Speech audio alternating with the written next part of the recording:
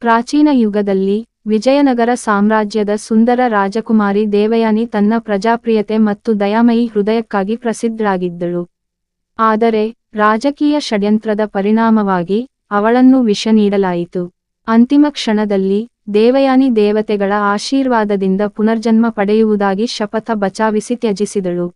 ಶತಮಾನಗಳ ನಂತರ ಮಂಜುನಾಥ ಎಂಬ ಸಾಧಾರಣ ಹುಡುಗನ ಕನಸಿನಲ್ಲಿ ಒಂದು ಅರಮನೆ ಕಾಣಿಸತೊಡಗಿತು. ಆ ಕನಸಿನಲ್ಲಿ ಬರುವ ರಾಜಕುಮಾರಿ ಯಾರು ಎಂಬ ಪ್ರಶ್ನೆಗೆ ಉತ್ತರ ಹುಡುಕಲು ಅವನು ಹಳೆಯ ಪುಸ್ತಕಗಳು ಮತ್ತು ಶಾಸನಗಳನ್ನು ಓದಲು ಆರಂಭಿಸಿದ. ಅಂತಹ ಒಂದು ದಿನ ಅವನಿಗೆ ಒಂದು ಪ್ರಾಚೀನ ಉಂಗುರ ಸಿಗಿತು.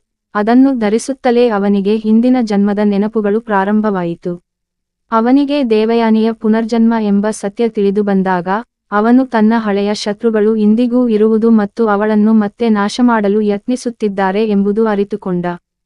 ಹೀಗಾಗಿ ರಾಜಕುಮಾರಿ ದೇವಯಾನಿ ತನ್ನ ಹಿಂದಿನ ಕಠಿಣ ಬದುಕಿನ ಪಾಠಗಳನ್ನು ನೆನಪಿಸಿಕೊಂಡು ಈ ಜನ್ಮದಲ್ಲಿ ನ್ಯಾಯಕ್ಕಾಗಿ ಹೋರಾಡಲು ಸಿದ್ಧಳಾದಳು. ಈ ಕತೆ ಪುನರ್ಜನ್ಮ, ನ್ಯಾಯ ಮತ್ತು ಪ್ರೇಮದ ಮರುಕಳಿಸುವ ತತ್ವವನ್ನು ವಿವರಿಸುವ ಒಂದು ಅದ್ಭುತ ಸಾಹಸಗಾಥೆ.